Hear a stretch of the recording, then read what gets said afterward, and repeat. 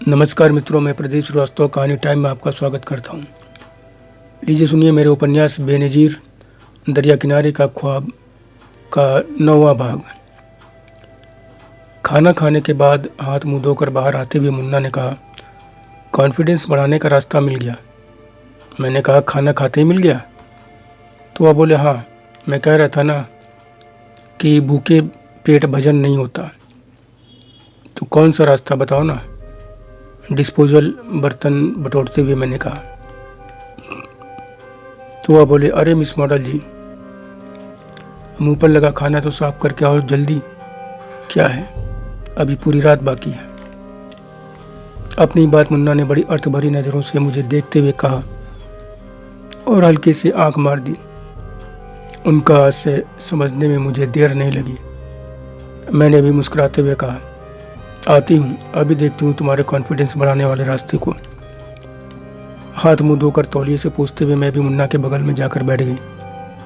वह बेड के सहारे पीठ टिकाए बैठे हुए थे, पैरों पर एक तकिया रखकर। उसी पर लैपटॉप खोले हुए थे। यूट्यूब पर फैशन शो का वीडियो चल रहा था।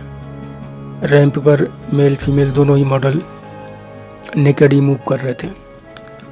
किसी के हाथ में छोटे से सजे धजे कुत्ते की चेन थी, तो किसी के गले में केवल स्कार्फ, तो किसी के होंठों में सिगार दबी हुई थी। सभी बिल्कुल नेकेड कैटवॉक कर रहे थे, जिन्हें देखकर मैंने कहा, ये क्या है? तुम तो कॉन्फिडेंस का रास्ता ढूंढ रहे थे, ये क्या देख रहे हो मिस्टर मॉडल? तो वह बोले, यही है कल के लिए कॉन्फिडेंस बढ़ाने का एकमात्र रास्ता। मैंने कहा, मैं समझी नहीं, तुम क्या कर रहे हो? तो मुन्ना ने कहा, समझाता हूँ। अभी तुमको पहाड़ी पर आदमी ढोने के बारे में बताया था कि कैसे वह पत्थर रखकर चलते हैं फिर उतार देते हैं। इससे उनके तन मन को लगता है कि जिस आदमी को ढो रहे थे उसका वजन हल्का हो गया है और वह आसानी से अपनी मंजिल तक पहुंच जाता है। हम भी इसी साइकोलॉजी को अपनाएंगे, जिससे आसानी से अपनी मंजिल पर जा सके। फैशन शो में हिस्सा लेते समय हम कहीं शर्म संकोच में बैठ ना जाएं, बीच में ही रैंप से वापस न आना पड़े। इसलिए इस खास काम के लिए हमें तैयारी भी खास ढंग से करनी है और अभी ही करनी है, क्योंकि टाइम नहीं है। कल ही हमारे लिए एक तरह से निर्णय का दिन है। फाइनल है हमारे लिए। तो मैंने कहा, तो बताओ क्या करना है, मैं तो तैयार हूँ कोशिश करने के लिए। तो मुन्ना ने एकदम झटके से कहा, तो चलो सारे कपड़े उतारो, मैं भी उतारता हूँ। यह सुनते ही मैं चौंक कर बोली, क्या? मुन्ना ने कहा, चौंक क्यों रही हो? यदि इस नेकेड फैशन शो के मॉडलों की तरह हम अभी रिहर्सल कर लेंगे तो कल के फैशन शो में ड्रेस पहनकर रैंप पर चलने में हम दोनों को कोई रिचक नहीं होगी। हम दोनों सबसे ज़्यादा कॉन्फिडेंस के साथ कैटवॉक कंप्लीट करेंगे। वहाँ हमारी सफलता हमारे लिए रास्ते खोल देगी। हम लोगों के पास इतने पैसे तो नहीं हैं कि हम अपने प्रोडक्ट के लिए मॉडल हायर कर सकें। खुद करने से दो फायदे होंगे, एक तो पैसे की बचत, दूसरे अगर अच्छी पोजीशन पर हिट कर गए तो हमारे प्रोडक्ट के लिए रास्ते खुल जाएंगे।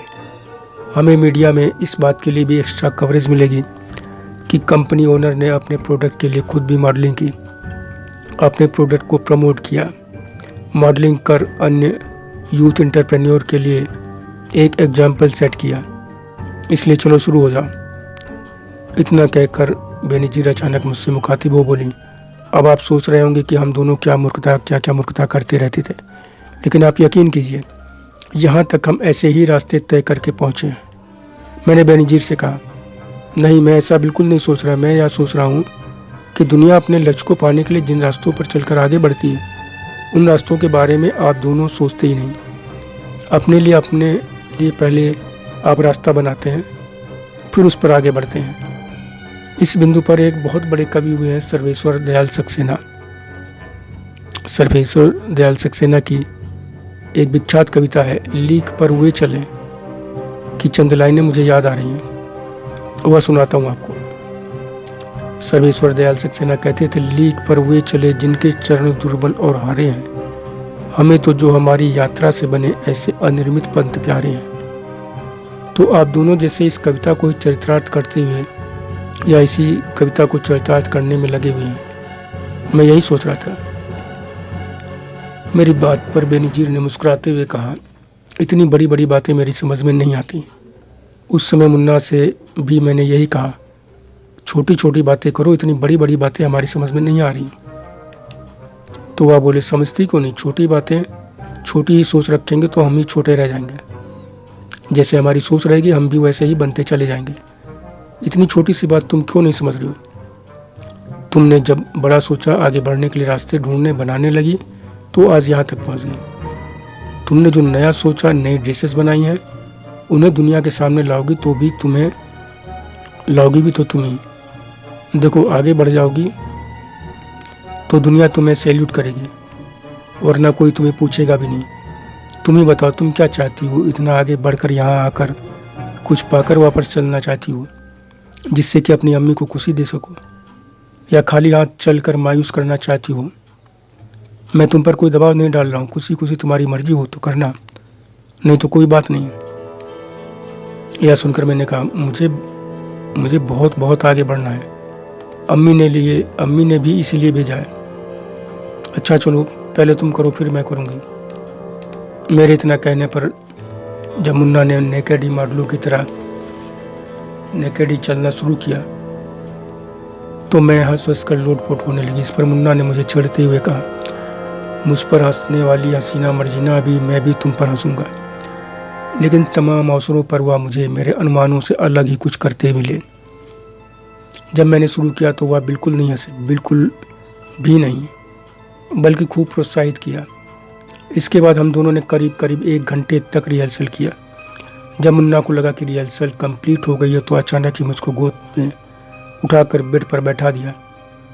वह खुद भी मेरी बगल में बैठकर बोले, तुमने वाकई बहुत अच्छी रिहर्सल की, देखना कल तुम बड़ी बड़ी मॉडलों को पीछे कर दोगी। तो मैंने कहा, तुम भी तो रहोगे ना? तो वह बोले, ये भी कोई पूछने वाली बात है, बिल्कुल रहूँगा, या सोचो भी नहीं कि मैं नहीं रहूँगा। ठीक इसी समय मैंने बेनज़ीर को रोककर पूछा, जब आप अकेले या मुन्ना के साथ बिताए ऐसे रोमांचक एकांत क्षणों के बारे में बताना शुरू करती हैं तो उसके पहले आप कुछ कैलकुलेशन करती हैं कि कितना बताऊं कितना ना बताऊं, या फिर फ्री होकर जो कुछ जैसा हुआ वैसा ही पूरी ईमानदारी से बता देती हूँ, क्या फ़र्क पड़ता है, या सोचती हैं तो का फ़र्क पड़ेगा या नहीं पड़ेगा? कैलकुलेशन जैसी बात छोड़िए। रिहर्सल की बात जब चल रही थी तभी मैं आपके चेहरे पर उभरते इस प्रश्न को पढ़ चुकी थी। आपके प्रश्न के साथ ही मेरा जवाब भी तैयार था कि सच बोलने के प्रयास करने के अलावा और कुछ भी मेरे दिमाग में चल ही नहीं रहा है। ओह, मैंने कहा, वाकई आप बहुत इंटेलिजेंट है। कुछ लोगों को कुछ बातें ईश्वर पुरस्कार स्वरूप दे देता है। मुझे लगता है आप ऐसे ही लोगों की श्रेणी में हैं। मेरी यह बात सुनकर बेनज़ीर ने कहा, जी शुक्रिया। देखिए, तारीफ़ सच्ची करिएगा तो बात आगे बढ़ाऊँ। मैंने कहा, मैं तारीफ़ नहीं, हृदय में जो बात उठी वो कह रहा हूँ। यह कहते हुए मैंने हाथ के इशारे से कंटिन्यू करने को कहा तो वह बोली, आगे। मुन्ना ने कहा, अच्छा आओ, अब लैपटॉप पर देखते हैं कि हमने कहाँ कहाँ कितनी गलतियाँ की हैं। यह जानने के लिए मैंने मोबाइल की रिकॉर्डिंग ऑन कर दी थी। तुम्हें मैंने इसलिए नहीं बताया कि तब तुम नॉर्मल होकर तैयारी ना कर पाती। उन्होंने मोबाइल का डाटा केबल लैपटॉप में अटैच कर दिया। वीडियो जब चला तो हम एक दूसरे की चाल, शरीर के अंगों के मूवमेंट देखकर हंसते रहे, एक दूसरे को छेड़ते रहे। बड़ी देर तक हंसी टिटोली के बाद हमने सोने की ज़रूरत महसूस की तो उसने कहा, 1 मिनट, पहले यह वीडियो डिलीट कर दूं। कहीं धोखे से भी किसी के हाथ लग गया तो आफत आ जाएगी। मुझे अपनी तो कोई परवाह नहीं, लेकिन तुम्हारी चिंता किए बिना नहीं रह सकता। मैंने कहा, अच्छा, मेरी इतनी चिंता है? तो वह बोले, अपने से भी ज़्यादा। देखो, मैं आदमी हूँ, मेरा कुछ भी नहीं होगा, लेकिन यह जो अपना समाज है ना, यह लड़कियों को जीने नहीं देता, और मैं नहीं चाहता कि हमारे किसी भी काम के कारण तुम्हें ज़रा भी तकलीफ़ हो। तुम्हारी छोटी सी भी तकलीफ़ मुझे बहुत ज़्यादा तकलीफ़ देगी। तुम्हारा मान सम्मान, दुख, तकलीफ़, अब सब कुछ मेरा है, इसलिए मुझे हर हाल में इन सब की फ़िक्र करनी ही है। उनकी इस बात ने मुझे बहुत भावुक कर दिया। मैंने कहा, इतनी ही फिक्र है तो शादी करके घर क्यों नहीं ले चलते। यह सुनते ही मुन्ना ने कहा, परेशान ना हो, बहुत जल्दी शादी भी करूँगा, बस तुम पीछे ना हटना, नहीं तो मैं कहीं का नहीं रहूँगा। मैंने कहा, तुम इतना भी नहीं समझ पाए इतने दिनों में। सब कुछ तुम्हें क्या इसीलिए मैंने सौंप दिया कि एक दिन पीछे हट जाऊँ। मेरे जीते जी तो अब यह मुमकिन नहीं है कि तुमसे अलग होने की भी सोचूं। अच्छा यह बताओ, अगर शादी के लिए तुम्हारी अम्मी तैयार नहीं हुई तो। मैंने कहा, मैं उनकी तरफ से पूरी तरह निश्चिंत हूँ। तुम समझ लो उन्होंने हाँ कह दी है, वह राजी हैं। तो वह बोली, क्या कह रही हो तुमने पहले ही बात कर ली है।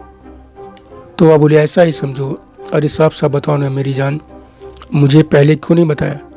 मुन्ना ने मुझे एक हाथ से अपने और करीब करते हुए कहा तो मैं बोली, ऐसा ही समझो ना। मुझे जरा भी शक सुबह नहीं है, क्योंकि वह भी भीतर ही भीतर ऐसा ही कुछ सोच समझ रही होंगी। मन ही मन राजी ना होती तो पहले 12 बनती और फिर यहाँ इतनी दूर 15 दिनों के लिए ना भेजती। क्या उन्हें पता नहीं कि जवान लड़के के साथ एक जवान लड़की को 15 दिनों के लिए इतनी दूर भेजने का परिणाम क्या क्या हो सकता है, जबकि यहाँ कोई भी देखने सुनने वाला नहीं है। क्या इसका यह मतलब साफ साफ नहीं निकल रहा कि उनके मन में क्या कुछ है। यह सुनकर मुन्ना ने कहा, अरे मेरी जान, तू तो बहुत स्मार्ट है, या तो मैं सोच ही नहीं पाया। बात यहाँ तक पहुँच गई है और मैं हवाई उड़ता ही रहा, समझ ही नहीं पाया। मुन्ना की बाहों में अपने को मैंने ढीला छोड़ते हुए कहा, एक माँ को उसकी बेटी से ज़्यादा अच्छी तरह कोई और नहीं समझ सकता। मेरी माँ ने, मेरी अम्मी ने, मेरी बहनों ने, सबने जितनी तकलीफ़ें झेली हैं जीवन भर, उन्होंने ही अम्मी को इस हद तक सोचने के लिए तैयार किया है। और तुम्हें भी। हाँ, मेरे लिए भी हालात ने बड़े किरदार निभाया, और सबसे बड़ी किरदार तो तुम हो। तुम्हारे कान, तुम्हारी दरिया दिली, एक प्यारे इंसान होने, इन सब के नाते मैं तुम्हारी तरफ खिंचती हुई चली आ रही थी। पता नहीं क्यों तुम्हें देखकर ही, तुम्हारा ख्याल आते ही मुझे लगता कि दुनिया में एक तुम ही हो, एक ऐसे अच्छे इंसान, भले इंसान हो जिस पर मैं आँख मूंद कर भरोसा कर सकती हूँ या किया जा सकता है। दुनिया की हर लड़की तुम पर आँख मूंद कर भरोसा कर सकती है। तुम्हारी नेक नियति मुझे हर पल तुम्हारे करीब लाती जा रही थी। यह बात कोई आज की नहीं है। जब तुम मोहल्ले में उधम पतंगबाजी बवालबाजी करते तो मैं अंदर खिड़की की सुराखों से तुम्हें देख लिया करती थी। तुम मोहल्ले के खुराफाती लड़कों में गिने जाते थे, लेकिन जब रिजल्ट का टाइम आता तो तुम पढ़ने में भी सबसे आगे रहते। तब कई दिन तुम्हारी बातें सुनती थी। वह सब सुनकर मेरा भी मन होता था कि मैं भी स्कूल जाऊं, पढ़ूं लिखूं, मेरे बारे में भी लोग बातें करें, मगर अपनी हालत सोचकर मन मसोस कर रह जाती थी। मन करता कि दीवार पर मार कर अपना सिर फोड़ लूं, मर जाऊं। भेड़ बकरियों से भी ज़्यादा बदतर हालत है। वह भी दड़बे से बाहर निकाली जाती है कि उनको भी धूप हवा मिले, मगर एक हमारी किस्मत है, हमारे घर की जालियत ने हमें जानवरों से भी ज़्यादा बदतर इतना कुचल कर रख दिया था कि हमें बोलना, कुछ कहना भी नहीं आता था। क्या कहें, अपने बारे में कुछ भी समझ नहीं पाती थी। हम इंसान होकर भी जानवरों की तरह रहते चले आ रहे थे, मगर हालात ने ऐसा पलटा मारा कि सब कुछ बदल गया। बदल क्या गया कि सब कुछ खत्म हो गया। दर्जन भर लोगों के परिवार में सिर्फ 2 ही लोग बचे। अम्मी की भी हालत ऐसी है कि सोचकर ही कलेजा मुंह को आ जाता है और वो कांप उठती है कि अम्मी को कुछ हो गया तो मैं अकेली रह जाऊंगी। इतनी बड़ी दुनिया में कैसे कटेगी मेरी जिंदगी।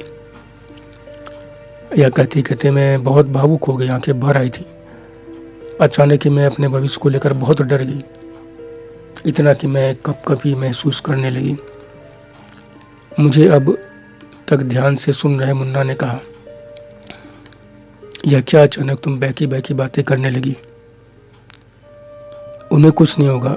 अरे एक से एक अच्छे अच्छे डॉक्टर हैं, उनका ट्रीटमेंट कराने, देखभाल करने के लिए तुम और मैं हूँ। ऐसे ही हो जाएगा उन्हें कुछ। मुन्ना की बातों ने मुझको अभिभूत कर दिया। मैं आश्चर्य मिश्रित खुशी से भरी एकटक उन्हें देखती रही तो उन्होंने कहा, ऐसे क्या देख रही हो, मेरी बात पर क्या तुमको विश्वास नहीं हो रहा है। मैंने कहा, पूरा और पक्का विश्वास है। आज तक तुमने ऐसा कुछ किया ही नहीं जिससे तुम्हारी किसी बात पर यकीन न करने के बारे में सोच भी सकूं। ऐसा मैं ख्वाब में भी नहीं सोच सकती। सच कह रही हूँ कि तुम्हारी बात सुनकर अम्मी की सेहत को लेकर मेरी फिक्र एकदम खत्म हो गई है। मैं उनकी तरफ से बिल्कुल निश्चिंत हो गई हूँ। लेकिन लेकिन क्या? लेकिन जब निश्चिंत हो गई हो तो फिर मन में लेकिन क्यों बना हुआ है? नहीं, मेरा मतलब है कि तुम्हारे घर वाले हमारे रिश्ते को मान लेंगे। अगर ना माने तो तब क्या होगा? तब तुम कहीं पीछे तो नहीं हट जाओगे? तब उन्होंने कहा, देखो मैंने घर वालों से पूछकर तो तुम्हें नहीं अपनाया, ठीक है। मैंने अपनी मर्जी से तुम्हें अपनाया, इसलिए अब किंतु परंतु का कोई मतलब नहीं है। हमारे रिश्ते को मानेंगे तो ठीक है, नहीं है तो कोई बात नहीं, अलग रहेंगे, अपनी दुनिया अलग बसाएंगे। इतनी सीधी सी सामान्य सी बात को तुम अपनी परेशानी का कारण क्यों बनाए हुए हो? तो मैंने कहा, डर लगता है, मुझे डर लगता है कि कहीं तुम्हारे घर वालों ने हंगामा बर्पा कर दिया तो क्या होगा। और लोग भी तमाशा कर सकते हैं कि एक मुस्लिम को उन्होंने अपने बेटे की बीवी कैसे मान लिया। मन के कोने में डर अम्मी को लेकर भी रहता है कि कहीं उनके लिए इस रिश्ते को लेकर मैंने जो अंदाज़ा लगा रखा है कहीं वह गलत ना हो, वह भी कोई हंगामा ना खड़ा कर दे, मेरे अनुमान पर वाकई वह पानी ना फेर दे, कहीं वह भी कयामत ना बर्पा कर दे। हमारा मजहब एक नहीं है तो हम कैसे एक हो सकते हैं, कैसे रिश्ता कर सकते हैं? कहीं वह अपनी जान दे देने की बात करके मेरे लिए हालात न पैदा कर दें, या ऐसे कि मुझे या मुन्ना में से किसी एक को चुन लो, तब मैं क्या करूँगी? यह सुनकर मुन्ना ने तुरंत कहा, तुम्हें इस बात को लेकर भी किसी तरह की चिंता करने की ज़रूरत नहीं है, किसी भी तरह की दुविधा की बात नहीं है। ऐसी बात हो तो बेहिचक अम्मी को चुनना। यह सुनते ही मैंने चौंक कर कहा, क्या? तो वह बोले, हाँ, मैं तुमसे बिना किसी हिचक कहता हूँ कोई अम्मी को चुनना, क्योंकि इस उम्र में तुम्हारी सबसे ज़्यादा ज़रूरत उन्हीं को है। तुम ही उनके बुढ़ापे की लाठी हो। बिना तुम्हारे सहारे के वह जीवन की गाड़ी एक कदम भी नहीं बढ़ा पाएंगी। तुम्हारे साथ छोड़ने पर दुनिया तुम्हें स्वार्थी बदतमीज़ कहेगी, और मुझे यह बिल्कुल सहन नहीं होगा कि दुनिया मेरी बीवी को ऐसा कुछ कहे। तो मैंने कहा, तो तुम मुझे छोड़ दोगे? इस पर वह बोले, इस जीवन में तो कभी नहीं। मुन्ना ने मुझे बाहों में भरकर चूमते हुए कहा, तो मैंने सवालिया निगाहों से उन्हें देखते हुए कहा, दोनों बातें एक साथ कैसे मुमकिन होगी? तो वह बोले, सुन जाने मन, पहली बात तो यह नौबत आएगी ही नहीं। तुम कह ही चुकी हो कि तुम्हारी अम्मी ने अगर इतने दिनों के लिए भेज दिया है तो कुछ तो ऐसा है जिससे यह कह सकते हैं कि हमारी खुशियों के बीच में नहीं आएंगी, हमें खुशी खुशी जीवन में आगे बढ़ने देंगे। एक मिनट के लिए तुम्हारी आशंका अगर सच निकली भी तो यकीन करो कि मुझे खुद पर भरोसा है कि मैं उन्हें मना लूँगी, अपने घर वालों को भी। फिर कहता हूँ कि तुम्हें इस बारे में अब कुछ भी सोचने की ज़रूरत नहीं है। आओ अब सोते हैं, कल कुछ ज़्यादा ही काम है, उसे करना भी है। लाइट ऑफ करूँ क्या? मैंने कहा, एक मिनट अम्मी से बात कर लूँ, देखूँ दवा खाई कि नहीं। दवा को लेकर बहुत लापरवाह है। मैंने मोबाइल उठाते ही मुन्ना से एकदम शांत रहने के लिए कहा, फिर इत्मीनान से 6-7 मिनट बात की। मेरा अनुमान सही था, वह रात वाली दवा भूले बैठी थी।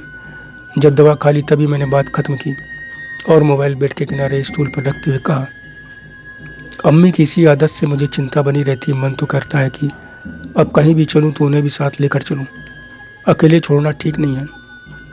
तो मुन्ना ने कहा, चिंता मत करो, मेरे घर वालों उनका पूरा ध्यान रख रहे हैं, तुम परेशान ना हो।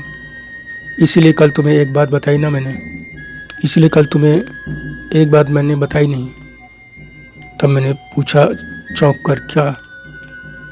तो मुन्ना ने कहा, कल सुबह जब भाई चाय नाश्ता लेकर गया तो देखा कि उनकी तबीयत कुछ ठीक नहीं है। पूछने पर कहा, नहीं सब ठीक है, सही है, ऐसे ही थोड़ी सी उलझन है, कुछ देर में सही हो जाएगी। पर मेरा भाई नहीं माना। उसने अम्मा को बताया। अम्मा ने डॉक्टर बुलाकर उनका चेकअप करवाया। बीपी थोड़ा डिस्टर्ब था, दवा नहीं खाई थी। भाई दवा वगैरह खिलाकर लौटा। पूरे दिन में अम्मा 2-3 बार गई, इसलिए कोई चिंता करने की बात नहीं है। तुम वहाँ रहकर उनकी जितनी देखभाल कर सकती हो उनकी उससे कम देखभाल नहीं हो रही है। अच्छा, अब लाइट ऑफ करूँ? मैंने कहा हाँ करो, लेकिन कल की तरह शैतानी नहीं करना। तो मुन्ना ने कहा अच्छा मैं शैतानी करता हूँ। उन्होंने मुझे जकड़ते हुए कहा हाँ बहुत बहुत शैतानी करते हो, रात रात भर करते हो। मैंने खिलखिलाते हुए कहा। तो मुझे छोड़ते हुए पूछा अच्छा सच सच बताना, शैतानी में मज़ा तो खूब आता है ना, बोलो। उसने कई बार पूछा तो मैं बोली और फिर उन्हीं से लिपट गई। तो वह चढ़ते हुए बोले तुमने बोला लाइट बंद करने पर शैतानी होती, तो चलो आज लाइट बंद ही नहीं करते हैं, शैतानी भी खूब जी भर कर करते हैं। देखें लाइट में शैतानी करने में ज़्यादा मज़ा आता है कि लाइट ऑफ करके ज़्यादा मज़ा आता है। उन्होंने बात पूरी करते ही जो हरकतें शुरू की उससे मैं अफना कर बोली नहीं लाइट ऑफ करो, लेकिन वो नहीं माने तो मैं भी उन्हीं की जैसी हो गई। मैंने कहा आपकी इजाज़त हो तो मैं एक बात कहना चाहता हूँ। मैंने बेनज़ीर को बीच में रोकते हुए पूछा। तो बेनज़ीर ने कहा इजाज़त मांगने की ज़रूरत नहीं है, आप कहिए ना। बड़ी बात तो यह है कि आप कुछ ज़्यादा ही चुप रहते हैं। यह सुनकर जिससे ज़्यादा सुन सकूं मैंने कहा मैं यह कहना चाहता हूं कि आप अपने ही जीवन के हर पहलू को इतना एंजॉय करते हुए बता रही हैं जैसे कि कोई रोमांटिक उपन्यास पढ़ रही हूँ, जैसे अपने उतार चढ़ाव भरे अतीत को एंजॉय कर रही हैं। तो वह बोली अब इतना तो डेप्थ में नहीं जा पाऊंगी, लेकिन अतीत में इतनी उदासियाँ झेली हैं, इतने आंसू बहे हैं कि अब वह दिन याद करके यकीन ही नहीं होता कि ज़िंदगी ऐसे दौर से भी गुजरी है। आपने सही कहा, अपने अतीत की बात करते हुए मुझे यही एहसास होता है जैसे मैं कोई कहानी पढ़ रही हूँ। जब आदमी अपने हाथों अपनी किस्मत लिखने लगता है तो उसके जीवन की किताब में उदासियाँ आंसू किसी पन्ने में नहीं होते।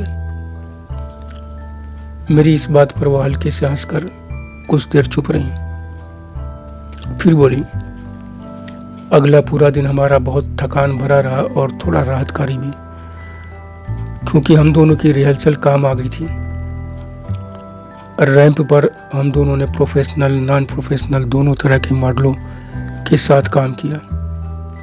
मुझे मेरे लुक और कुछ अलग ही अंदाज के साथ शुरू की गई वॉक ने जजों की नज़र में साथ साथ दर्शकों की नज़र में भी काफ़ी खास बना दिया था।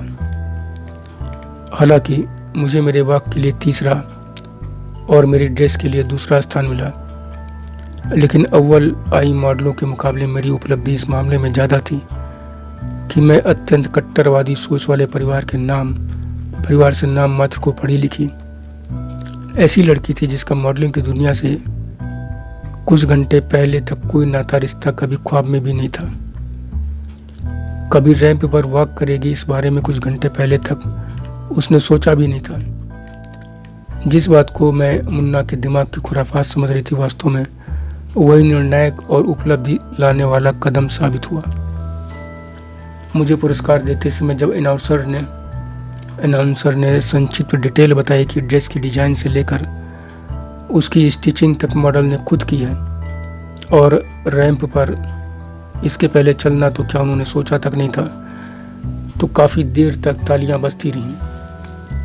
मुन्ना को भी पुरस्कार मिला, एक अच्छे वॉक के लिए और दूसरा गुड फिजिक के लिए। अपने पुरस्कारों के साथ हम दोनों लौटे तो खुश थे, लेकिन मॉडलिंग में मिली सफलता से ज़्यादा खुश इस बात के लिए थे कि बिजनेस के लिए भी रास्ते और ज़्यादा खुल गए थे। वापस होटल आकर मुन्ना ने कहा मुझे या तो यकीन था कि तुम रैंप पर घबराओगी नहीं, अपना वॉक पूरा कर लोगी, लेकिन तुम कमर को जिस तरह से लोच देकर बल खाती हुई चली उससे लोग तो क्या, मैं खुद आश्चर्य में पड़ गया। मेरे मन में आया कि हो ना हो तुम घर में फैशन शो के बहुत से वीडियोस देखती रही हो, बड़ी बारीकी से अपने दिलो दिमाग में सब कुछ बैठा कर रखा हुआ है, लेकिन तुम कह रही हो कि मोबाइल पर कभी कभार ही देखती हो। इस हिसाब से तो तुम्हें फर्स्ट प्राइज मिलना चाहिए था। मैंने चहकते हुए कहा, सच? तो मुन्ना बोले, और क्या, वहां किसी को यह भी नहीं पता था कि तुम क्या थी, कैसे यहां तक पहुंची हो। सब तुम्हारी तारीफ कर रहे थे, खासतौर से जब तुम्हारी हल्के खम के साथ कमर लचकती थी तो लोग बोल रहे थे कि बाकी तो ऐसे स्टेप ले ही नहीं पा रही हैं। मैं मुन्ना के सीने पर सिर रख के लेटी, उनकी एक हथेली को पकड़े उनकी उंगलियों से खेल रही थी। उनकी बात सुनते ही मैं एक झटके से उठ बैठी और उन पर झुकते हुए पूछा, सच कह रहे हो, मजाक तो नहीं कर रहे हो ना? तो मुन्ना ने कहा, सही कह रहा हूँ, विश्वास करो। फिर उन्हीं के सीने पर सिर रखे रखे मैं लेट गई। मेरा मुंह मुन्ना की तरफ था।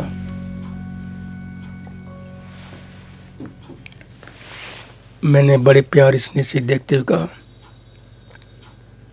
यह सब तुमने किया है। मैं तो घर के अंधेरे के कोने में पड़ी एक बेकार चीज की तरह थी, जिसकी ना कोई अहमियत थी, ना कोई उसे पूछने वाला था, ना कोई रास्ता दिखाने वाला था।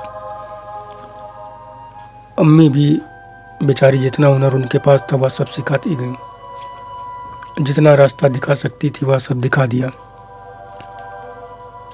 और फिर बोली, बहन जी, अब तू अपना रास्ता खुद बना, अपने हिसाब से आगे बढ़। मैं जीवन भर तेरे साथ ना चल पाऊंगी। अब तू खुद मुख्तार बन। मेरी तो अर्जी कब की परवरदिगार के पास लग चुकी है, न जाने कब बुलावा आ जाए। तुझे ठीक से अपना रास्ता तय करते देख लूँ तो मुझे कुछ राहत मिले। एक बात का तो कयामत तक मलाल रहेगा कि जीते जी तेरा निकाह नहीं कर पाई।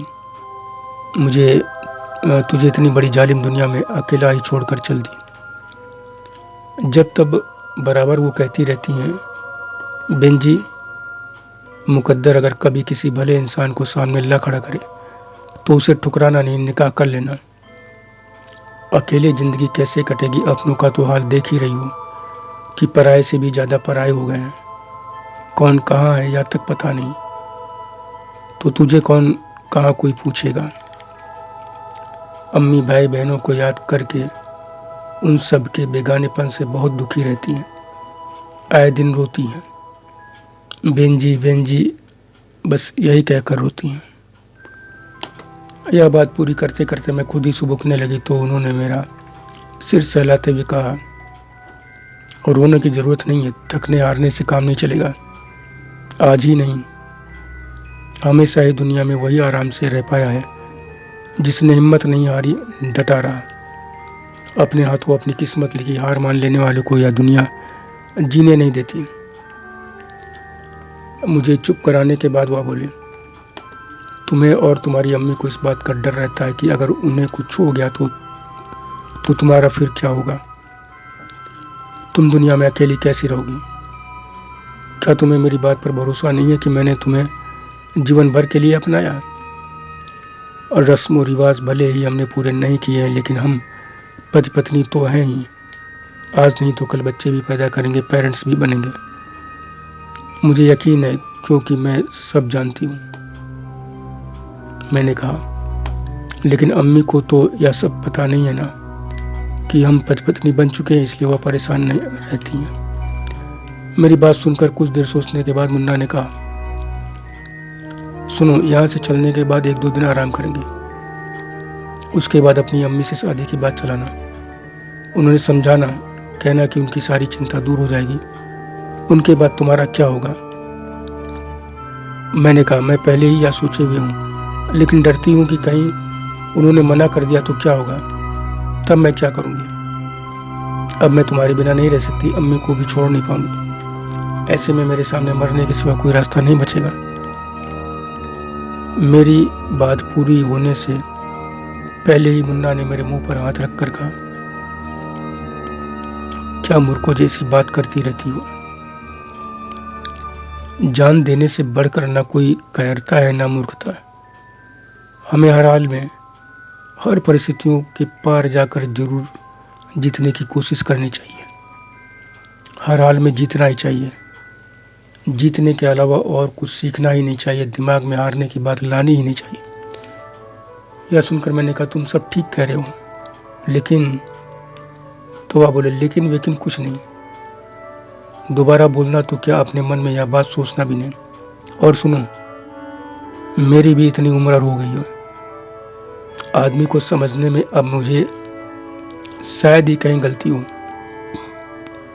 मुझे बीते कुछ महीनों से तुम जितनी बातें बताती आ रही हो, जिस तरह वह मुझसे बातें कर रही हैं और जिस तरह पहले बाराबंकी फिर इतने दिनों के लिए यहाँ भेजा है, यह कोई मामूली बात नहीं है।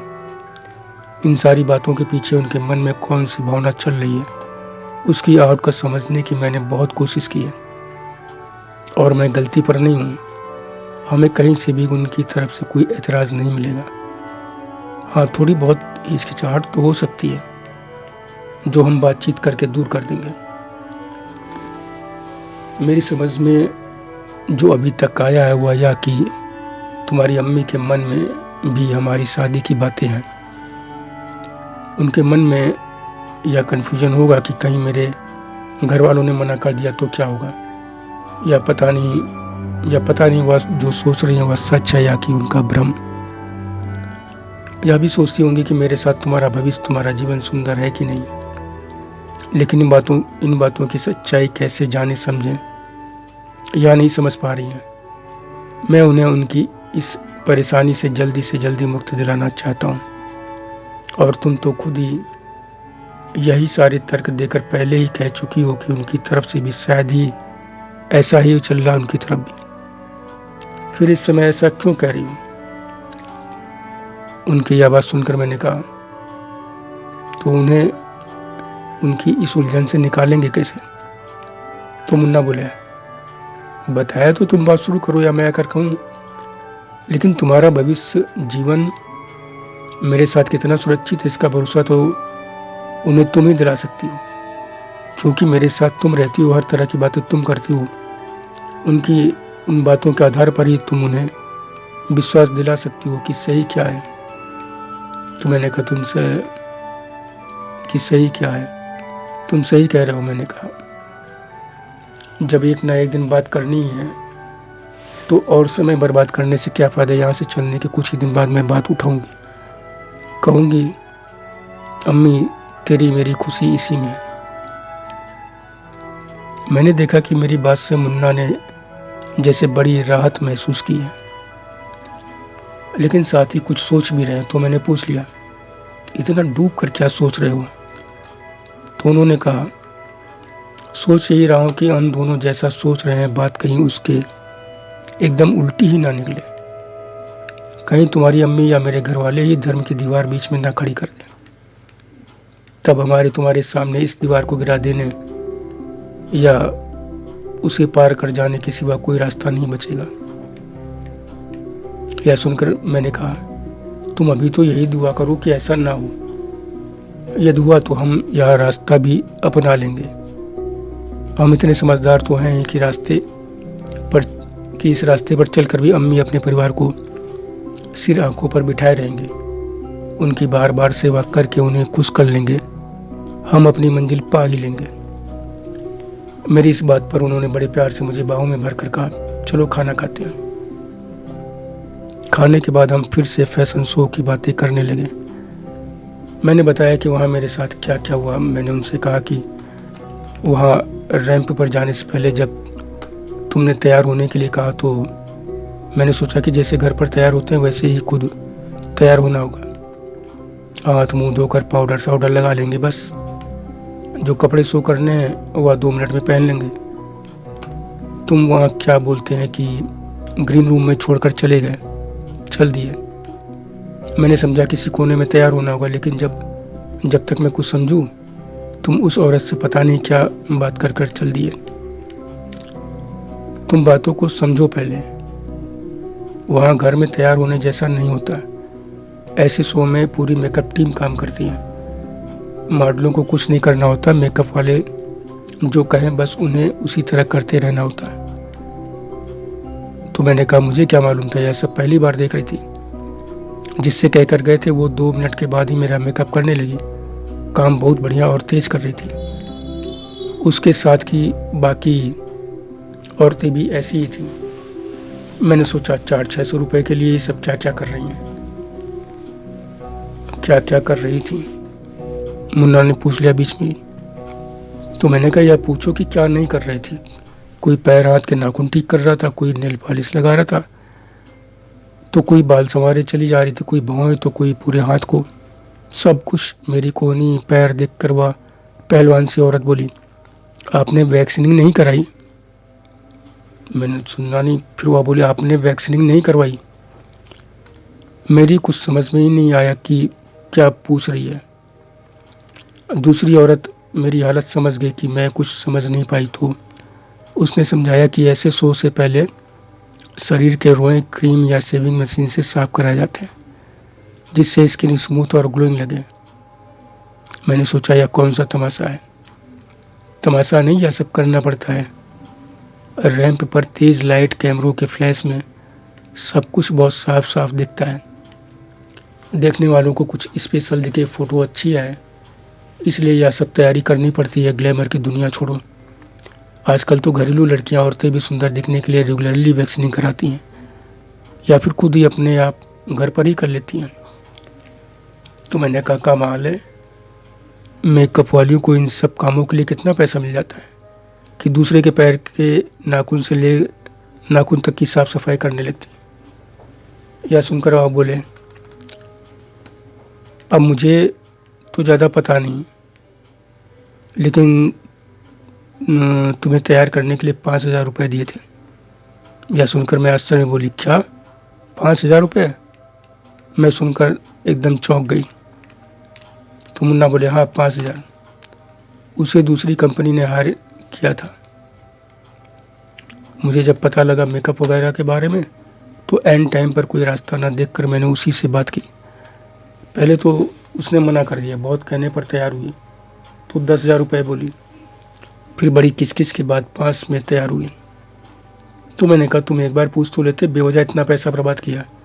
मैं खुद ही जितना हो सकता उतना कर लेती। मालूम होता तो मैं मेकअप कतई ना कराती, भले ही रैंप पर जाने को मिलता या ना मिलता। इस पर मुन्ना बोले, मेकअप का कोई सामान भी तो नहीं था, कहाँ से कर लेती? वैसे उसने क्या क्या किया था?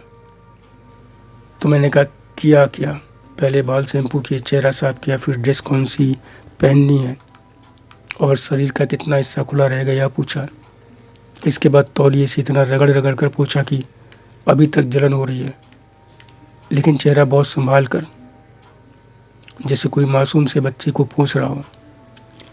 फिर ड्रेस पहनने के लिए बोला। मैंने ड्रेस निकाली तो बोली, वाह वेरी नाइस। मैं इतना अनुमान लगा पाई कि ड्रेस की तारीफ कर रही है। ड्रेस पहनने के लिए मैं इधर उधर देखने लगी। वहाँ दर्जनों लड़कियाँ तैयार हो रही थी, सबके सामने ही बदल रही थी, मर्दों की तरह तौलिया लपेट कर। तो कोई 3-4 लड़कियाँ दीवार बनकर खड़ी हो जाती, उनकी ही आड़ में चेंज कर रही थी। उन्हें देखकर मैंने सोचा बेशर्म या करने की भी क्या ज़रूरत है, वह 4 लड़कियाँ तो सब कुछ देख ही रही हैं। यह सब देखकर मैंने सोचा यहाँ से भले ही खाली हाथ लौटना पड़े, लेकिन इतनी बेशर्मी, ऐसी बेशर्मी मैं ना करूँगी। मुझे हिचकिचाता देखकर वह पहलवान बोली, यहाँ अलग से कोई रूम तो है नहीं, चाहे तो आप वॉशरूम में चेंज कर लें। ये बात मुझे सही लगी तो मैं वहीं चेंज करके आई। मुझे देखकर बोली, ब्यूटीफुल। फिर बिना कुछ कहे ही मेरी ड्रेस भी ठीक करने लगी। एक औरत की ओर देखकर बोली, वेरी नाइस, सो फोटोजेनिक फेस, इस ड्रेस में बहुत ही गॉर्जियस लगेंगी।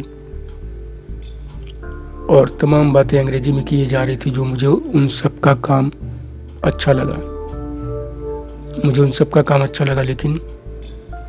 लेकिन क्या संकोच कैसा, बात को साफ साफ बोला करो ना, मुन्ना ने एकदम उत्साहित होते हुए कहा। मैंने कहा असल में वॉशरूम में ड्रेस चेंज कर ली। मैं अपने हिसाब से सब ठीक समझ रही थी, लेकिन वह उसे ठीक करने लगी। कभी पीछे पीठ में हाथ डालकर ठीक करती, तो कभी ऐसा लगता कि जैसे मेरी पूरी पीठ खंगाल कर न जाने क्या ढूंढ रही है। यही हाल पेट की तरफ था। ऊपर गर्दन की तरफ से सब ठीक कर लिया तो सामने खड़ी होकर मुझे ऊपर से नीचे तक देखकर बोली, आप अपने एसेट्स को जितना ज़्यादा गॉर्जियस बनाएंगे, जजेस उतना ही ज़्यादा इम्प्रेस होंगे, ज़्यादा मार्क्स मिलेंगे, तभी विनर बन पाएंगे। अब वह पूरी बात हिंदी में कर रही थी। बात पूरी करते करते छातियों को ऊपर की ओर उठाते हुए बोली, परफेक्ट। उसके कहने पर मैंने शीशा देखा तो उसे शुक्रिया कहे बिना, बोले बिना नहीं रह सकी। उसने आगे पीछे दाएं बाएं करके सब कुछ ऐसे जमाया कि लाख गुना ज़्यादा अच्छे लगने लगे। तो मुन्ना ने पूछा, क्यों? उसने ऐसा क्या कर दिया था जो तुम खुद नहीं कर पा रही थी? तो मैंने कहा, उसने भीतरी कपड़े को ऊपर खींचकर फिर 2-3 जगह सेफ्टी पिन लगाया, ऐसे फिट किया कि छातियाँ एकदम ऊपर को उठी भी ऐसे दिखने लगी जैसे कि 16-18 की उम्र में हूँ। मैंने सोचा जो भी हो, पहलवान में काबिलियत तो है ही। तब मुन्ना बोले, काबिलियत तो तुम्हारी है, तुम हर एंगल से खूबसूरत हो, तभी तो वह तुम्हें संवार सकी। खूबसूरती ही ना होती तो किसी संवारती खुद को? या कहते हुए मुन्ना ने पलक झपकते ही एक खूबसूरत सी शैतानी कर दी, जिससे मैं शर्मा कर उनकी ही बाहों में सिमट गई। बाकी बचे दिनों को हम दोनों ने अपने अपने बिजनेस को और आगे बढ़ाने के लिए नए रास्तों को तलाशने में लगा दिया। जितने रास्ते तलाशे जा सकते थे उतने हमने तलाशे। हमें कई रास्ते दिखने लगे, लेकिन जब सब में पैसे ज़्यादा लगने थे, रिस्क फैक्टर ज़्यादा हाई था, लेकिन हम यह तय कर चुके थे कि हमें मोर रिस्क मोर गेन के सिद्धांत पर ही आगे बढ़ना है। साथ ही काम करने के वर्तमान तरीके से बाहर निकलना है। मुन्ना ने अपने विचारों और रणनीति में परिवर्तन को लेकर धीरे धीरे मुझे समझाना शुरू किया, मगर कार्यक्रम समापन समारोह के ठीक आधे घंटे पहले हमारे सामने एक बड़ी अजीब स्थिति पैदा हो गई। दिल्ली बेस्ड एक एड कंपनी का सीनियर व्यक्ति हमारे पास आया, साथ काम करने का ऑफर लेकर उपस्थित हुआ। यह हम दोनों की सोच से परे की बात थी, कम से कम मेरे लिए तो थी ही। उस व्यक्ति ने अपने एक एड प्रोजेक्ट के लिए मॉडलिंग का ऑफर दिया था। उसने प्रोजेक्ट को लेकर जो डिस्कस किया उसमें मुख्य काम मेरे लिए ही था। मुन्ना ने पता नहीं क्या सोचकर उसे तुरंत कोई जवाब नहीं दिया। उससे सोचकर बताने का समय ले लिया। कहा कि हमें थोड़ा समय दीजिए, हम आपको अपना डिसीजन कल बताएंगे। उस व्यक्ति ने जाते जाते अपना सेल नंबर दिया और मुन्ना का ले लिया। उसकी सारी बातें करीब करीब अंग्रेजी में थी, इसलिए मेरी समझ में कुछ नहीं आया था। वैसे तो मुन्ना ने काशी से वापसी का कार्यक्रम समापन वाले ही दिन करने का तय किया था, लेकिन उस कंपनी के ऑफर ने हमें 2 दिन के लिए रोक दिया। हमें बड़े असमंजस में थे, हम बहुत ही ज़्यादा असमंजस में थे, क्योंकि पैसा हमारी उम्मीदों से भी ज़्यादा वह ऑफर कर रहा था। दूसरे वह प्रोजेक्ट का कुछ हिस्सा उसी समय शूट करना चाहते थे जो काशी के कई पुराने मंदिरों और घाटों पर होना था। प्रोजेक्ट का बाकी बड़ा हिस्सा 2 हफ्ते बाद अन्य शहरों में शूट होना था। मुन्ना से इस ऑफर को जब मैं समझ गई तो उसे मैं लगे हाथ कर लेना चाहती थी, लेकिन मुन्ना यह सोचकर असमंजस में थे कि इस फील्ड में आगे बढ़ा जाए कि नहीं। उन्होंने स्थिति साफ करते हुए कहा, देखो तुम अभी मॉडलिंग की दुनिया की भीतर की दुनिया जानती नहीं। जब जान जाओगी तो मुझे पूरा यकीन है कि उल्टे पांव भाग खड़ी होगी। तब कहीं तुम आत्मग्लानि का शिकार ना हो जाओ। खुद मैं भी बहुत ज़्यादा नहीं जानता मॉडलिंग की दुनिया में क्या क्या है, मगर जितना जानता हूँ उससे तो परिचित करा ही सकता हूँ। उतनी ही बातें काफ़ी होंगी, इतनी ही बातें तुम्हें समझने के लिए काफ़ी होंगी कि तुम यह तय कर सको तुम्हें क्या करना चाहिए। उन्होंने कहा, देखो उस दिन तुमने जो मॉडलिंग की उस हिसाब से तुम मॉडलिंग की दुनिया की जो तस्वीर समझ रही हो, वास्तव में वह सब उसके ऊपरी हिस्से की कहानी है जो तुम्हें बहुत अच्छी लग रही है। वास्तविक मॉडलिंग तो वह है जो यह कंपनी तुमसे कराना चाहती है। मुझे मुन्ना की बातें बहुत ही रहस्यमय लगी, लेकिन मेरा जोश ठंडा नहीं हुआ था। मैंने कहा, तुम मेरे हिसाब से समझा सको तो वह समझाओ। सारी बातों का मतलब क्या है, असली दुनिया का क्या है मॉडलिंग की दुनिया। तब मुन्ना बोले, देखो साफ साफ मोटी मोटी बात या समझो कि जैसे यहाँ मेकअप केवल औरतें कर रही थी, तो बड़े स्तर पर जाकर ज़्यादातर मेकअप आदमी करते हैं। एक ही फ़ोटो यानी पोज के लिए बहुत से अटेम्प्ट करने होते हैं, क्योंकि जब तक आर्ट डायरेक्टर के मनमाफिक फ़ोटो या वीडियो नहीं बन जाती तब तक वह बार बार करवाता रहेगा। इसके अलावा कुछ शूटिंग इंडोर होगी यानी स्टूडियो में, तो कुछ आउटडोर होगी बाहर यानी कि बाहर, या कैसा होगा ये प्रोजेक्ट पर डिपेंड करता। आउटडोर शूटिंग में जहाँ वो कहते हैं वहाँ जाना पड़ता है। तो मैंने मुन्ना से कहा, तो तुम भी तो साथ रहोगे ना? मुन्ना ने कहा, पहले बाकी बातें तो समझ लो, ड्रेस कौन सी पहननी है या भी वही लोग तय करते हैं। तुम सिर्फ इतना समझ सकती हो, इतना कर सकती हो कि वो जैसा चाहेंगे, जैसा जैसा कहेंगे, आँख मूंद कर तुम्हें वही करते रहना। कहेंगे पानी में भीगते हुए या नदी में समुद्र में उछल कूद करना है, या फिर जो कुछ भी कहेंगे करते रहना है। ये लोग पैसा यूं ही बैठे बिठाए नहीं दे देते। मुन्ना की इस बात पर भी मैंने बड़े जोश में थी। मैंने कहा, ये बताओ, इससे तो जगह जगह घूमने, खाने पीने, घूमने फिरने, मौज मस्ती करने को भी तो मिलेगी ना। लगे हाथ काम, पैसा, खाना पीना, इसमें तो मज़ा ही मज़ा आ जाएगा। तो मुन्ना ने कहा, हाँ, जब जगह जगह जाएंगे तो यह सब तो होगा ही। तो मैंने कहा, सुनो, जब पैसा, मौज मस्ती सब है तो एक बार करते हैं ना। ज़्यादा कुछ ऐसा वैसा कहेंगे तो छोड़ देंगे, कह देंगे कि नहीं करना। यह सुनकर मुन्ना ने हंसते हुए कहा, इस तरह नहीं होता है कि जब मन हुआ तब किया, नहीं हुआ तो मना कर दिया। तो मैंने कहा, अरे कोई ज़बरदस्ती काम नहीं करा सकता ना। मुन्ना बोले, ज़बरदस्ती नहीं, लेकिन ऐसी बड़ी बड़ी कंपनियां एग्रीमेंट साइन करवाती हैं, और अगर बीच में तुम मना करोगी तो वह केस कर देंगी कि उनका तुम्हारे कारण इतना नुकसान हुआ, उसकी भरपाई तुम करो। इतना पैसा कहाँ से लाओगी, लेने के देने पड़ जाएंगे। मुन्ना की इस बात पर मैं कुछ देर सोचने के बाद बोली, ऐसा है, पहले उनसे बात कर लेते हैं कि क्या क्या करना है। ठीक होगा तो करेंगे साइन, नहीं हुआ तो नहीं करेंगे, मना कर देंगे। मुन्ना ने कहा, जितना समझा सकते थे उन्होंने उतना मुझे समझाया, लेकिन एक बार बात कर ही लेना चाहती थी मैं। पहली बार में ही रैंप पर सक्सेसफुली वॉक कर लेने से मेरा जूस सातवें आसमान पर था। मेरी ज़बरदस्त इच्छा के आगे मुन्ना को झुकना पड़ा। उन्होंने अगले दिन कंपनी के आदमी से बात की, मैं भी साथ में थी। बड़े विस्तार से सारी बातें होने के बाद हम दोनों एक फिल्म देखने चले गए। शाम को लौटते वक्त मेरे मन को समझाने के लिए, मेरे मन को समझने के लिए फिर से मॉडलिंग वाली बात मुन्ना ने उठाई, तो मैं असमंजस में दिखी। मगर फिर भी मेरा झुकाव इस तरफ था कि एक बार ट्राई कर लिया जाए। होटल पहुंचने तक वह मेरा असमंजस दूर नहीं कर सके। रात खा पी कर जब हम दोनों लेटे तब भी हमारी बातें चालू रही हमारी। मेरी एक बात पर उन्होंने मेरे सिर को प्यार से सहलाते हुए कहा, मेरे मन की पूछ रही हो तो साफ साफ कहता हूँ कि कम से कम मेरे जैसा आदमी या कतई नहीं चाहेगा कि उसकी बीवी को कोई दूसरा आदमी चाहे। मेकअप के लिए ही सही उसको छुए, देखे उसकी फ़ोटो वीडियो को देख देख कर दुनिया आहें भरे गंदी निगाहों से देखे।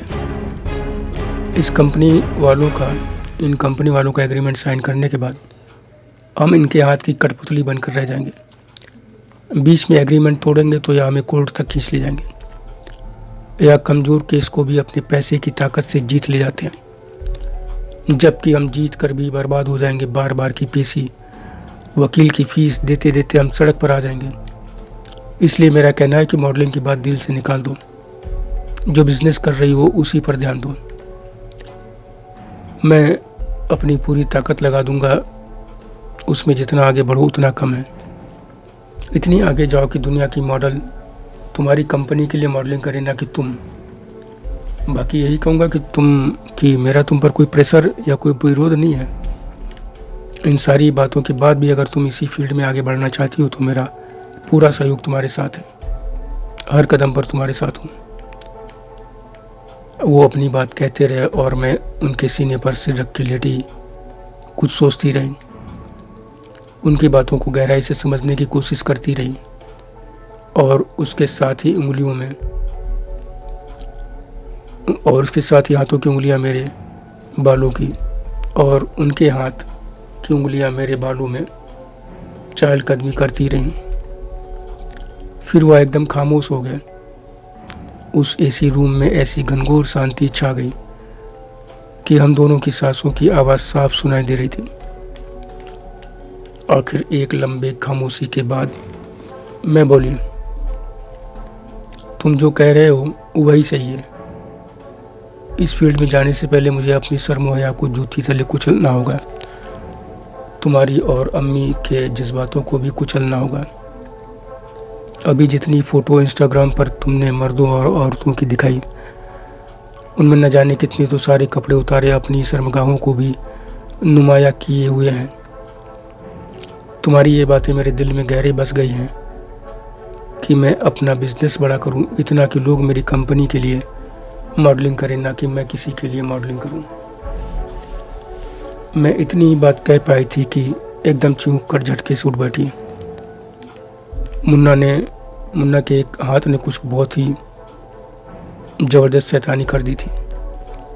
मैंने शैतानी करने वाले हाथ को कसकर पकड़ लिया और हंसती हुई बोली, तुम्हें बड़ी शैतानी सूझ रही है ना, अभी मैं तुम्हारी शैतानी निकालती हूँ। यह कहते हुए मैं उनके ऊपर ही चढ़ बैठी और फिर वहाँ शैतानियाँ बढ़ती ही चली गईं। यह कहकर बेनज़ीर थोड़ी शांत हुई तो मैंने कहा, मतलब कि शैतानियाँ दोनों ही तरफ से बराबर होती थी। ये नहीं कह सकते कि केवल मुन्ना ही शैतानी करते थे। मेरी इस बात पर बेनज़ीर ने खिलखिला कर हंसते हुए जवाब दिया, आखिर मैं कम क्यों रहती, औरत हूँ क्या सिर्फ इसलिए?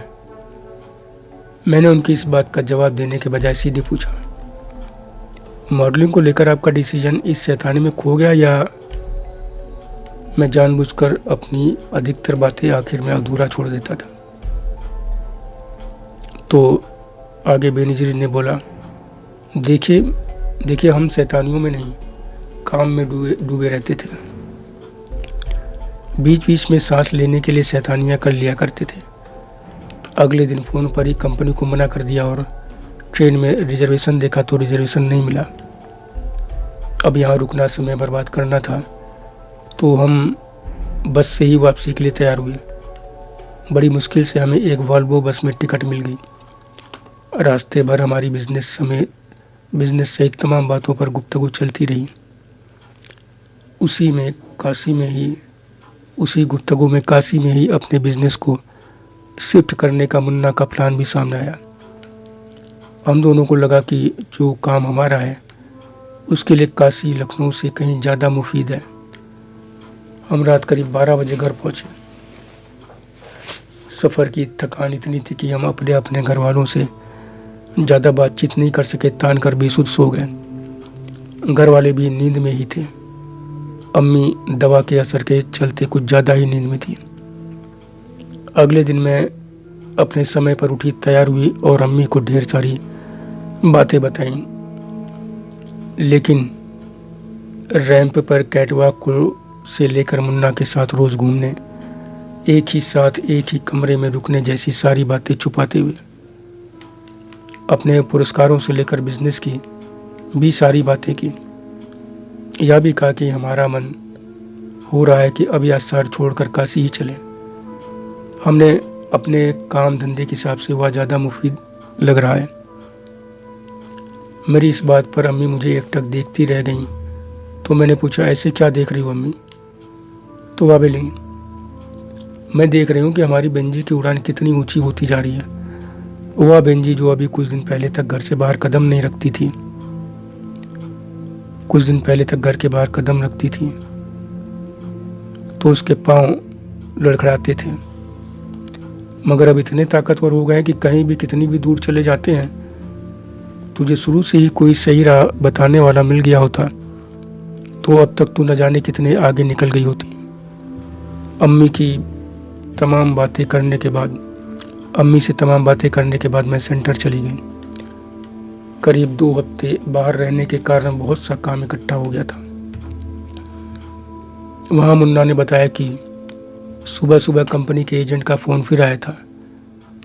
वह समझाने की कोशिश कर रहा था कि अगले कई प्रोजेक्ट के लिए जैसी फिगर वाली लड़की चाहिए उनको चाहिए थी, उस हिसाब से तुम परफेक्ट हो। चाहे तो 5 साल के लिए एग्रीमेंट साइन कर लें। और तमाम बातें भी करता चला जा रहा था, लेकिन मैंने मना कर दिया। यह सुनकर मैंने कहा, अच्छा, मेरा बदन अच्छा है तो क्या उनकी कंपनी का सामान बेचने के लिए है? उसे दुनिया को दिखाते फिरें?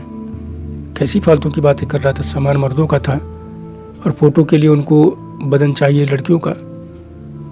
देखने में नंबर 1 का कमीना लग रहा था। बातें तुमसे कर रहा था और उसकी निगाहें मेरे बदन में जगह जगह घुसी जा रही थी, कुत्ते की तरह जबान लपलपा रही थी। मुन्ना ने कहा, छोड़ो, भी भूल जाओ उसको, अपने काम पर ध्यान दो। यह डिजाइन देखो, इस तरह की 6000 कुर्तियों और पजामा का ऑर्डर है, 3 महीने में देना है। कर पाओगी? मैंने कहा, 3 महीने में तो मुश्किल है, 4 में कर लूँगी और कारीगर लगाने पड़ेंगे। मगर यह ऑर्डर कहाँ से मिल गया? बताया क्यों नहीं कि ऐसा काम है? तो मुन्ना ने कहा, बिजनेस या कोई भी काम ऐसे ही किया जाता है। कुछ भी करते रहो, लेकिन ध्यान हमेशा अपने काम से 1 मिनट को भी नहीं हटना चाहिए, समझी? इतना कहते हुए उन्होंने मेरी नाक पकड़कर हिला दी, जैसे कि मैं कोई छोटी सी बच्ची हूँ। 2-3 दिन के भीतर ही हम दोनों ने काम पटरी पर लाकर शादी के बारे में बात करने का पक्का इरादा किया। एक रात खाने पीने के बाद अम्मी के साथ बैठी मैं टीवी देख रही थी, लेकिन मेरा मन निकाह की बात कैसे शुरू करें इसी उधेड़बुन में लगा हुआ था। अम्मी यूं तो आए दिन निकाह की बात उठाती रहती थी, लेकिन जब से मैं बात आगे बढ़ाने की ठाने बैठी थी, तब से वह इस बारे में बात ही नहीं कर रही थी। जैसे कि उनके ध्यान से निकाह की बात उनके ध्यान में रह ही नहीं गई थी। इधर उधर की तमाम बातें हो गईं, लेकिन अम्मी निकाह को लेकर एक शब्द न बोली। मायूस होकर मैं अपने कमरे में आ गई। मेरा मन काम में नहीं लग रहा था। रोज की तरह मैं मुन्ना की वीडियो कॉल का इंतजार कर रही थी। रोज से थोड़ा देर में कॉल आई भी। हमारी लंबी बातचीत और रोज की सारी कहानी किस्से सब हुए। उसी समय हमने महसूस किया कि अब रात में भी हम अलग अलग रह पाना हमारे लिए मुमकिन नहीं है। हमें सोने के लिए भी एक दूसरे का साथ चाहिए, सहारा चाहिए ही चाहिए। मेरी मायूसी को दूर करने की कोशिश में मुन्ना ने कहा, परेशान ना हो, आज नहीं तो कल बात करेंगे। जैसे इतना समय वैसे ही कुछ और सही। बात खत्म करके जैसे ही मैंने सोने की सोची, वैसे ही मेरे दुश्मन जन्म जन्म के जायदार और रियाज की हमेशा की तरह आवाज़ें सुनाई दी। मैंने मन ही मन कहा, बहुत दिन हो गया, आज देखूं इनका क्या हाल है। जब उस पार देखा तो कुछ देर देखती ही रही।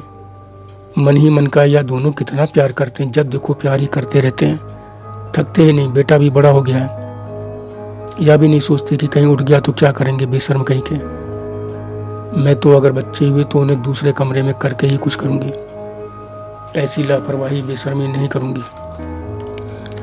कभी मेरे दिमाग में आया कि कहीं अम्मी ने निकाह से मना कर दिया तो क्या होगा? तब तो मेरे सारे ख्वाब खाक हो जाएंगे। मैं पूरा जीवन बिना निकाह, बिना बच्चों के ही जाया कर दूंगी। क्या मेरा मुकद्दर यही है, या मुझे भी बहनों भाइयों की तरह अम्मी के इनकार पर कदम बढ़ाना ही वाजिब रहेगा? यार, अब मेरी मदद कर, मुझे राह दिखाए, मैं क्या करूं? उनके इनकार करने पर अपना जीवन, अपनी खुशी देखूं, या अम्मी की इच्छा, उनकी खुशी के लिए अपना सब कुछ कुर्बान कर दूं? राह दिखा मेरे परवरदिगार, राह दिखा। उलझन इतनी बढ़ गई कि मैं घंटों बाद ही जाकर कहीं सो पाई। धन्यवाद मित्रों, शेष अगले भाग में।